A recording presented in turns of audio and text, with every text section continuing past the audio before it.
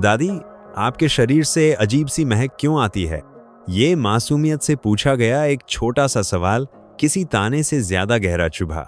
आशा देवी ने अपना पूरा जीवन रोटियां बेलते, अगरबत्ती जलाते और धूप में सूखे कपड़े तह करते बिताया था। लेकिन अब उनकी प्यारी नातिन भी उनसे दूर रहने लगी थी। उस रात आशा अपनी चारपाई पर पतली चादर में लेटी रहीं और धीरे से बुदबुदाईं, क्या मैं अपने ही घर में अदृश्य हो गई हूं? अगर आप ये वीडियो देख रहे हैं तो शायद आपने भी कभी ऐसा महसूस किया होगा। बस में बैठे हैं और कोई आपके बगल में बैठना नहीं चाहता। पोती कमरे में आते ही खिड़की खोल देती है, या बहू अचानक पूरे घर में रूम फ्रेशनर छिड़कने लगती है।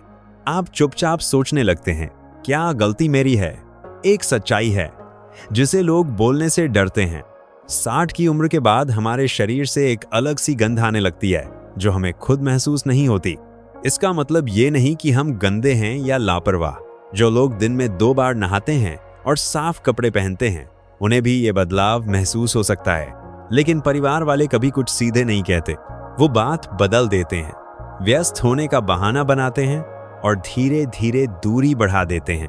बिना वजह समझे कई बुजुर्ग अकेले रहने लगते हैं, अनचाहे और चुपचाप दुखी। यही कारण है इस वीडियो के बनने का। जो बात कोई कहता नहीं, वो हम दिल से कहना चाहते हैं। आप अकेले नहीं हैं, और हाँ, इसका हल है। अगर ये बात आपके दिल तक पहुंच रही है तो एक बात जान लीजिए, आप जैसे लाखों बुजुर्ग ये बदलाव महसूस कर चुके हैं। लखनऊ के राम प्रसाद की बात सुनिए। 74 साल के हैं, रोज नहाते हैं, हर सुबह प्रेस किया हुआ कुर्ता पायजामा पहनते हैं और शाम की सैर से पहले चंदन पाउडर भी लगाते हैं। एक दिन उनके बेटे ने कुछ ऑफिस के लोगों को घर बुलाया। तभी राम बाबू ने किसी को धीरे से कहते सुना, यहाँ बूढ़ों की गंध बहुत तेज है। उन्होंने मुस्कुराकर बात टाल दी, लेकिन वो बात दिल में रह गई। उस दिन के बाद जब भी पोते घर आते, वो चुपचाप ऊपर वाले कमरे में चले जाते, उन्हें अकेले खेलने देते। अगर आप अब तक सुन रहे हैं तो शायद आपके मन में भी कभी ये सवाल उठा हो, कहीं मैं भी? चिंता मत कीजिए, आपका शक गलत नहीं है। विज्ञान भी कहता है कि उम्र के साथ शरीर बदलता है, और उन बदलावों में से एक है शरीर की गंध। ये ना आपकी गलती है, न कोई बीमारी, ये प्रकृति का हिस्सा है। लेकिन इसका मतलब ये नहीं कि आप कुछ नहीं कर सकते। हम आपको बताएंगे कुछ आसान, असरदार उपाय, जिन्हें अपनाकर भारत भर के बुजुर्ग खुद को फिर से ताजा, आत्मविश्वासी और परिवार से जुड़ा हुआ महसूस करने लगे हैं। एक बार सत्संग के दौरान आशा देवी ने सवाल किया, मेरा नाती अब मेरे पास बैठता भी नहीं, मैं तो अगरबत्ती जलाती हूँ, गुलाबजल भी लगाती हूँ, और क्या करूँ? उनकी आवाज में गुस्सा नहीं था, बस एक टूटा हुआ दिल था। सच तो यह है कि ज्यादातर बुजुर्ग बहुत कोशिश करते हैं, माउथ वॉश तक लेते हैं, फिर भी महसूस करते हैं कि अपने लोगों से दूर होते जा रहे हैं। लेकिन एक बात जो बहुत लोग नहीं जानते, अगर आप हर दिन शरीर के सिर्फ 2 हिस्सों पर ध्यान दें तो 90% गंध दूर हो सकती है। सिर्फ कुछ मिनटों की देखभाल फिर से वही पुराने पारिवारिक पल लौटा सकती है। गले लगना, साथ खाना और घर में हंसी खुशी की बातें। राम प्रसाद और आशा देवी जैसे सैकड़ों बुजुर्गों को इस विधि ने फिर से परिवार का हिस्सा बना दिया, जहां कोई दूरी नहीं, सिर्फ अपनापन। आगे बढ़ने से पहले अगर इस बात ने आपके मन को छू लिया है तो इस चैनल को सब्सक्राइब करें। यहां हम आपको देंगे भारतीय जीवन शैली से जुड़ी सरल और प्रभावी स्वास्थ्य की बातें, जैसे आपकी दादी कहती थीं, और आपकी अगली पीढ़ी इसके लिए आपको धन्यवाद देगी। अब जब हमने महसूस किया कि ये कैसा लगता है, तो चलिए समझते हैं कि ऐसा होता क्यों है। क्योंकि समाधान तभी आता है जब कारण सही से समझा जाए। क्यों शरीर की गंध उम्र के साथ बदलने लगती है, भले ही आप साफ सुथरे रहें? इसके 3 मुख्य कारण हैं, और ये सभी उम्र के साथ आने वाले प्राकृतिक बदलाव हैं। पहला, पसीना कम होना। जब हम जवान थे, गर्मियों में सब्जी मंडी तक चलने भर से पसीना आ जाता था। वो पसीना शरीर को अंदर से साफ करता था, जहरीले तत्वों को बाहर निकालता था। लेकिन 60 की उम्र के बाद पसीना आना कम हो जाता है, जिससे गंदगी और टॉक्सिन्स त्वचा पर रह जाते हैं और वहीं बैक्टीरिया गंध बनाते हैं। आशा देवी कहती हैं, पहले जब चूल्हे पर रोटियां बनाती थी तो पसीने से भीग जाती थी, अब तो पंखे के नीचे भी सूखी रहती हूँ, फिर भी गंध रहती है। यही बात है, पसीना केवल तकलीफ नहीं है, शरीर का प्राकृतिक सफाई तंत्र है। दूसरा, त्वचा का तेल यानी सीबम बदलना। जवानी में ये हल्का होता है, लेकिन 50 के बाद इसमें नॉनिनल नामक यौगिक बनने लगता है, जिसकी गंध बासी और तीव्र होती है। इसी कारण साफ रहने वाले बुजुर्गों में भी गंध आ सकती है। तीसरा, मुंह का सूखना। बुजुर्गों में लार बनना कम हो जाता है, जिससे मुंह में बैक्टीरिया जल्दी पनपते हैं, खास तौर पर रात में। सूखा मुंह, बदबू। भले ही आप दिन में 3 बार ब्रश करें। और भारत में बुजुर्ग दिन भर पानी भी कम पीते हैं, खास तौर पर सर्दियों में। इसलिए अगर आप अपनी गंध को लेकर असमंजस में हैं, तो शर्मिंदा ना हो। ये गंदगी नहीं समझ का विषय है, और जब आप समझते हैं तो आप सही कदम उठा सकते हैं। अब आइए जानते हैं वो आसान उपाय जो न केवल असरदार हैं, बल्कि रोज की जिंदगी में आसानी से अपनाए जा सकते हैं। पहला कदम, दिन की शुरुआत गर्म पानी से करें। सुनने में बहुत सामान्य लगेगा, लेकिन इसका असर गहरा है। गर्म पानी शरीर को भीतर से साफ करता है, रात भर की गंदगी को पेशाब के जरिए बाहर निकालता है। आयुर्वेद में इसे अग्नि जागरण यानी शरीर की ऊर्जा को जागृत करने वाला माना गया है। रूटीन अपनाएं। सुबह उठते ही 1 गिलास, दोपहर से पहले 1, दोपहर के बाद 1, शाम 4 बजे 1, रात के खाने से पहले 1 और सोने से पहले 1। कुल 6 गिलास गर्म पानी। ना चाय, ना कॉफी, सिर्फ गर्म पानी।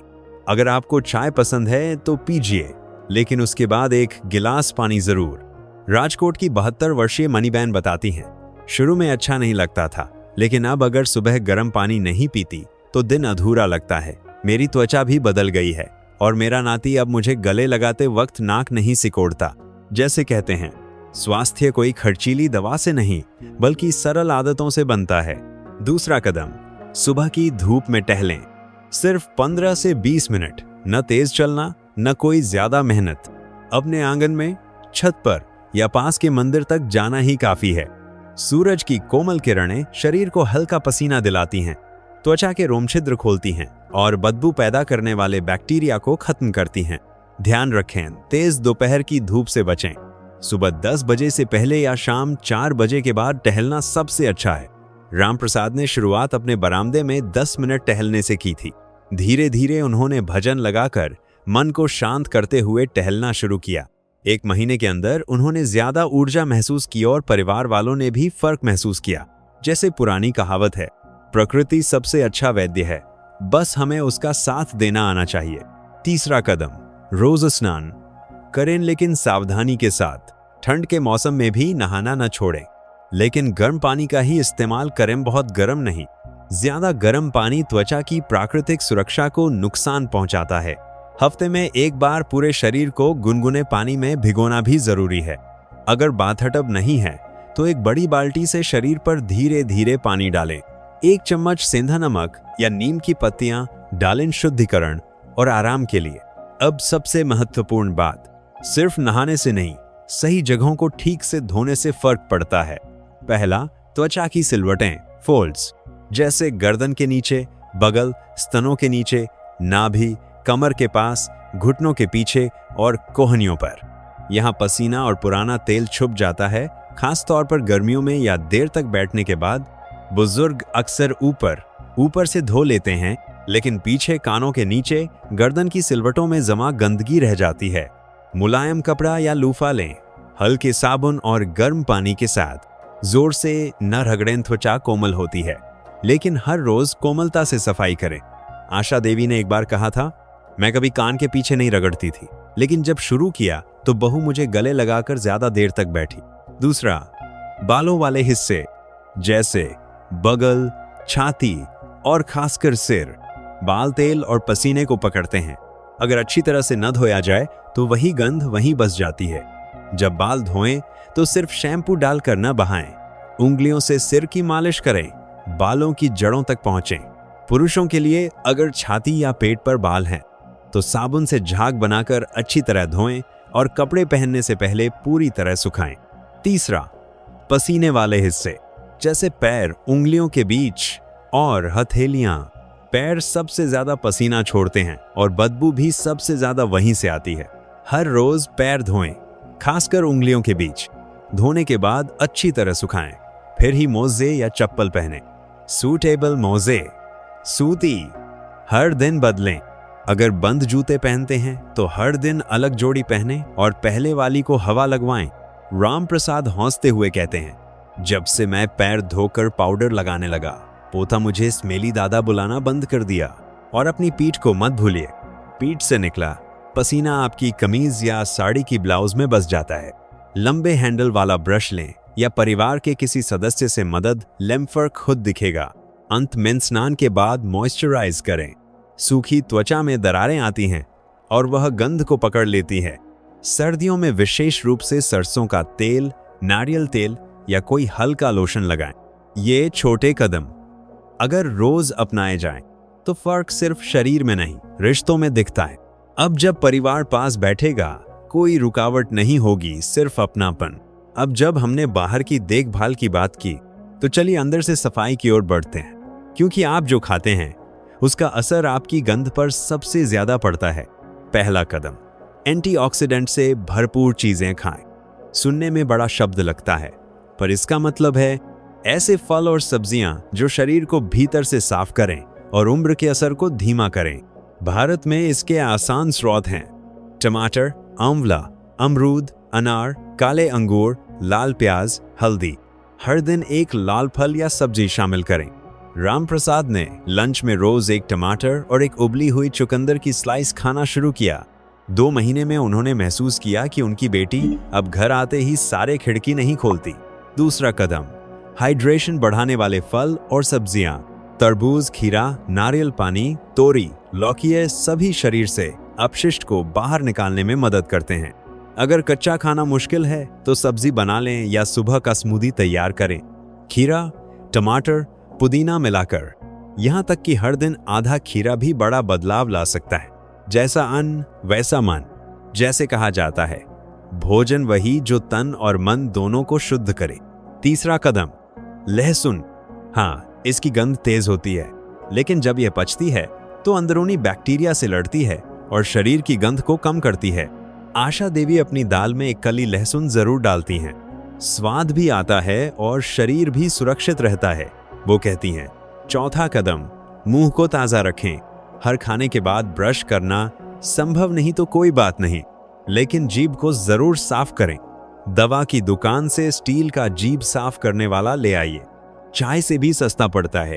जीभ की सफाई माउथ फ्रेशनर से तेज असर करती है। अगर मुंह सूखा लगता है तो खाने के बाद सौंफ या लौंग चबाएं बिना चीनी वाली। ये लार को बढ़ाते हैं और बैक्टीरिया कम करते हैं। पांचवां कदम, चाय, कॉफी और शराब का कम सेवन। ये शरीर को सुखाते हैं, जिससे गंध और बढ़ती है। इसके बजाय अपनाएं जौ की चाय, जीरा पानी या गरम अजवाइन पानी। छठा कदम, फाइबर बढ़ाएं। कब्ज एक छुपा हुआ कारण है शरीर की गंध का। अगर अपशिष्ट बाहर नहीं निकले तो शरीर उसे फिर से सोख लेता है और वो गंध त्वचा से निकलती है। फाइबर बढ़ाने के लिए खाएं गेहूं की रोटी, ब्राउन राइस, मूंग दाल और मेथी या पालक की सब्जी। यहाँ तक कि सुबह दलिया या भीगे हुए किशमिश से दिन शुरू करें ताकि पेट साफ रहे और मन हल्का। अब बात करें कपड़ों और घर की सफाई की, क्योंकि अगर ये जगह साफ न हो तो शरीर की देखभाल अधूरी रह जाती है।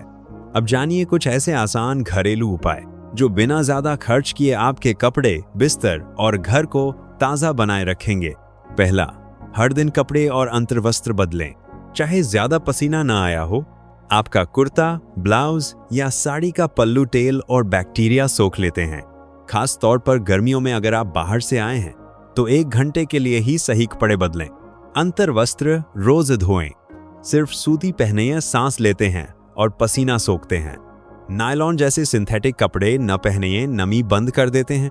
कपड़े धूप में सुखाएं, सूरज प्रकृति का सबसे अच्छा सैनिटाइजर है। मानसून में पंखे या खिड़की के पास सुखाएं, लेकिन सुनिश्चित करें कि पूरी तरह सूखने के बाद ही उन्हें तह करें। मनीबेन पहले अपनी नाइट ब्लाउज 2 से 3 दिन तक पहनती थी। जब उन्होंने हर दिन कपड़े बदलने और धूप में सुखाने की आदत डाली तो परिवार ने कहा उनका कमरा अब साबुन जैसा महकता है। दूसरा, अपने बिस्तर को हर हफ्ते धोएं। आपकी चादर और तकिए का कवर हर रात 8 घंटे की त्वचा और पसीने के संपर्क में रहता है। चाहे वो साफ दिखे, लेकिन होता नहीं है। हर हफ्ते एक बार चादर और तकिया कवर धोएं। अगर संभव हो तो धूप में सुखाएं। पुराने तकियों को हर 2 साल में बदल दें क्योंकि उनमें वर्षों की त्वचा का तेल और गंध जमा हो जाती है। तीसरा, जूते और मोजे को बदल बदल कर पहने। पैर जितना पसीना छोड़ते हैं उतना शायद ही शरीर का कोई हिस्सा करता हो। वो गंध मोजों और बंद जूतों में फंस जाती है। हर बार इस्तेमाल के बाद सूती मोजे धोएं और अगर मुमकिन हो हर दिन अलग जोड़ी जूते पहने पहली जोड़ी को खुला छोड़ दें ताकि हवा लग सके। रात में जूतों में थोड़ा सा बेकिंग सोडा छिड़कें, गंध सोखने में मदद करता है। राम प्रसाद अब दरवाजे के पास 2 जोड़ी चप्पल रखते हैं, एक सुबह की पूजा के लिए और एक शाम की सैर के लिए। उनका कमरा अब ज्यादा ताजा महकता है और मेहमान भी नोटिस करते हैं। चौथा, हर दिन कमरे की खिड़कियां खोलें, सुबह और शाम कम से कम 10 मिनट के लिए। ताजी हवा तकिए, फर्नीचर और कोनों की छुपी बदबू को दूर करती है। सर्दियों में ठंड लगे तो भी खिड़की खोलें, वो हवा पूरे घर का माहौल बदल देती है। जैसे हमारे बुजुर्ग कहते थे, जहां ताजी हवा है वहां जीवन की ऊर्जा है। तो आइए अब सब कुछ एक साथ जोड़ते हैं। बुजुर्गों की गंध कोई सजा नहीं है, ये आपके शरीर का एक संदेश है कि अब उसे थोड़ा और ध्यान, थोड़ा और प्रेम चाहिए। न आपको महंगे इत्र की जरूरत है, न विदेशी क्रीम्स की, न ही खुद को कमरे में बंद करने की।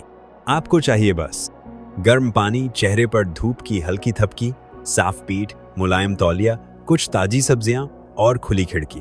और अगर संभव हो तो सुबह के कुछ मिनट ध्यान या प्राणायाम में लगाएं। भीतर की शांति बाहर की चमक बन जाती है। यही तो बातें थीं जो आपकी नानी या दादी आपको बचपन में सिखाती थीं। आशा देवी ने ये सब उपाय 6 महीने तक अपनाए। गर्म पानी, साधारण खाना, रोज स्नान, जीभ की सफाई, सूती चादरें और धूप। एक दिन जब वो अपनी चारपाई पर कपड़े तह कर रही थीं, तो उनकी नातिन रिया फिर से उनकी गोद में आ बैठी और सिर उनकी छाती पर रख दिया। उस दिन कोई शब्द नहीं बोले गए, बस एक खामोश मुस्कान थी जो कहती थी, मैं फिर से प्यार में हूं। आपको भी वही स्नेह और अपनापन मिलना चाहिए। तो आज से शुरुआत कीजिए। एक छोटा कदम, शायद सुबह गर्म पानी या नहाते वक्त उन छुपे हिस्सों की सफाई। बस एक बदलाव, फिर दूसरा। अगर इस वीडियो ने आपके मन को छू लिया, अगर आपने खुद को या अपने किसी बुजुर्ग को इन कहानियों में पाया, तो इसे जरूर शेयर कीजिए। इस चैनल को सब्सक्राइब करें। यहाँ हम आपको देंगे ऐसे सुझाव जो व्यावहारिक हों, आदर से भरे हों और भारतीय घरों के बुजुर्गों के जीवन से जुड़े हों। क्या आपने कभी अपने ही परिवार से दूरी महसूस की है जबकि वो आपके सामने ही बैठे हों? कमेंट में बताइए, आप सबसे पहले कौन सा छोटा कदम उठाएंगे? आपकी कहानी शायद किसी और दादी या नाना के लिए रोशनी बन जाए। आप अकेले नहीं हैं, आप भूले नहीं गए हैं। और जब सही देखभाल होती है तो आप सिर्फ बुजुर्ग नहीं होते, बल्कि उम्र के साथ मिली ताकत और समझदारी की एक चमक बन जाते हैं। हम अगली वीडियो में फिर मिलेंगे।